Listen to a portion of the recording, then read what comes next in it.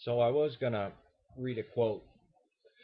Well, not a quote, but read something Jerome wrote, and I think it's the best piece of Christian writing ever. I don't know. It is very hilarious and true, and at least the man had, I mean, he had a sense of humor. I actually do not know that much about Jerome. Everybody just knows him, and everyone, well, some people don't know who Augustine was. I didn't believe that was possible until a few days ago. But yeah, the but usually people just know him in connection with Augustine or the Vulgate. I want to show you guys a book. Came highly recommended. It's The Life in Christ by John Cabasilas, and it was written just before the fall of Constantinople, uh, 1452. My memory serves me correctly. But what I want to speak to you about tonight is something that I think. I mean, it's the one thing that really speaks loud to me about the Gospels. The only person in the Gospel who's an actual person, not speaking of Jesus, but the only person in the Bible, not just a name, but a character, somebody with humanity, somebody who changes, somebody who's extremely human.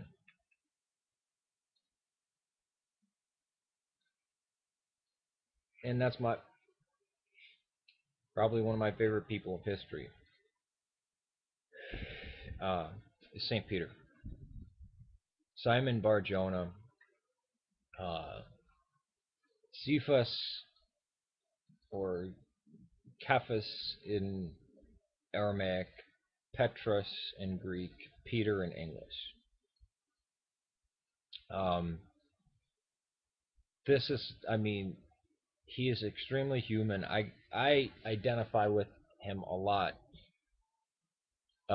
because he seems to be brutally honest about things. He seems to speak his mind. Um, Instantly, oh, but what about in when he denies Christ? Yeah, okay, but in the narrative, he he's in in the Gospels, uh, he's married.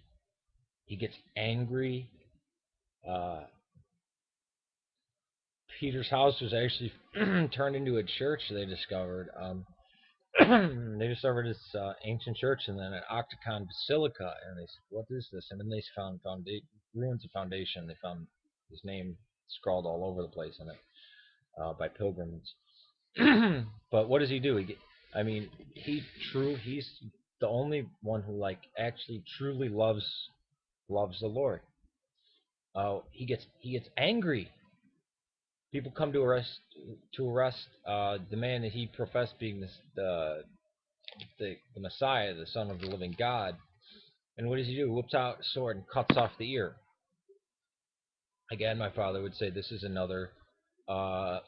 just another case of the tale that grew in the telling, because in the first one it was somebody, and then it was somebody of the party, and then it was Peter. But if we take the full image of Peter, he actually, you know, challenges Jesus, and Jesus actually calls Peter Satan, the same man that he would call, says, "Get behind me, Satan."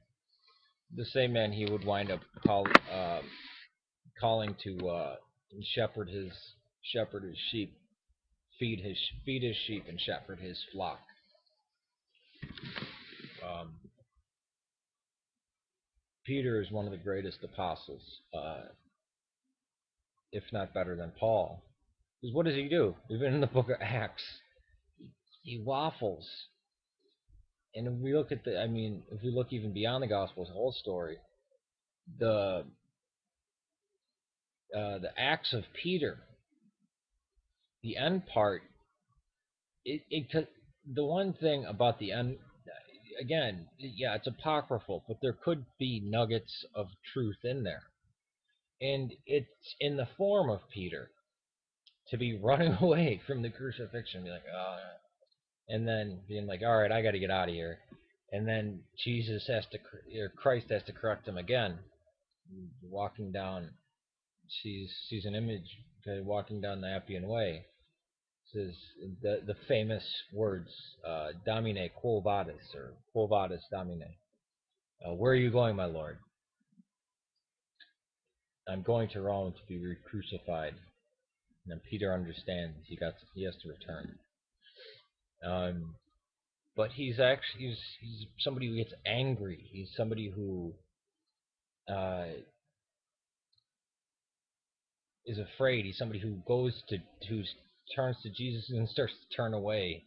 He's somebody who can be so dead on sometimes and then so way off others. He actually grows and changes. We can't say the same thing for anybody else.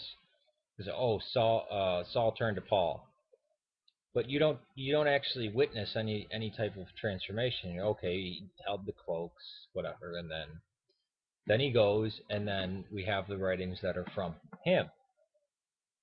And apparently Luke was his scribe, so we're getting it from his point of view. With Peter, we don't have, I mean, people say Mark was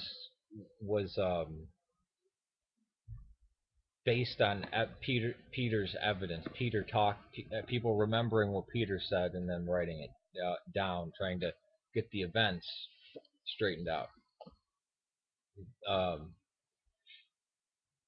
The epistles of Peter, maybe from the schools of him.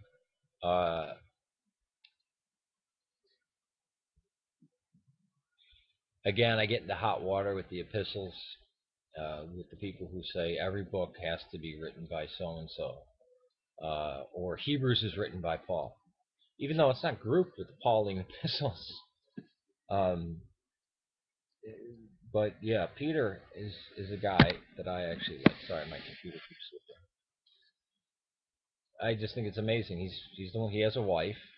We knew that. We don't know, women were not mentioned a lot in the Gospels, or people being married weren't mentioned a lot, or whose spouses was who. So family. Um,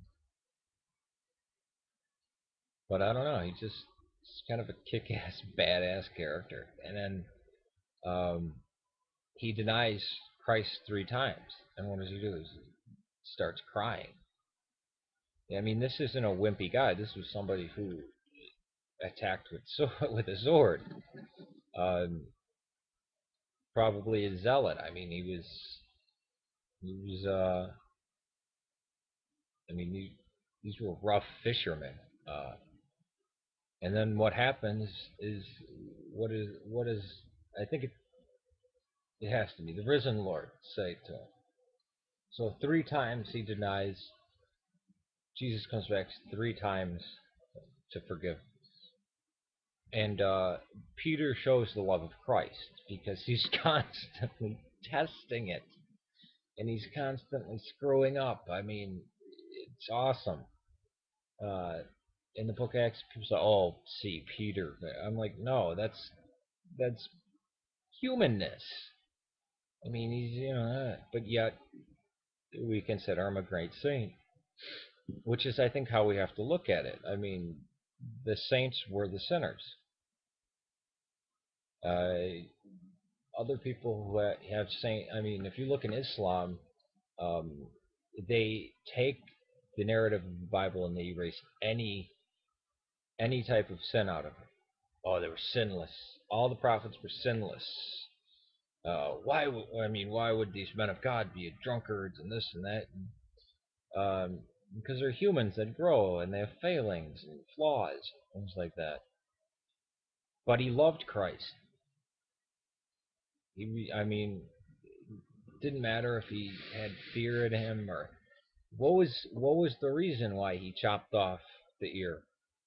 To defend his Lord. And Jesus was like, "Do you still not? You said it so clearly the other day. You saw me transfigured. you still don't get it, and Peter struggled.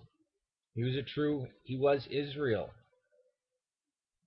is one who struggles with God, one who actually gets into a fight with God, trying, and that's what Peter did.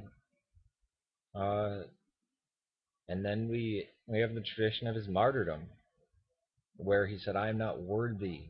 He keeps saying that to Jesus, "Go, get away from me. I'm not a righteous man." Uh, and that's why we have the inverted cross on. It's not a satanic symbol like the evangelical claim it is. It says, "I don't want to be crucified in the same fashion as my Lord." Uh, it's tradition that Andrew got crucified on an X-shaped cross, um, or I think it might have been the Chi uh, in the, we have ICXC, but there's also the Chi Rho, which looks like a P and an X. Um, but I don't know. Peter is somebody you can read the Gospels, and for me, he's the only person I can identify with because he rejects. I mean, he doesn't get the message half the time. Some of the times he's dead on, which is exactly how you are when you're trying to come to God.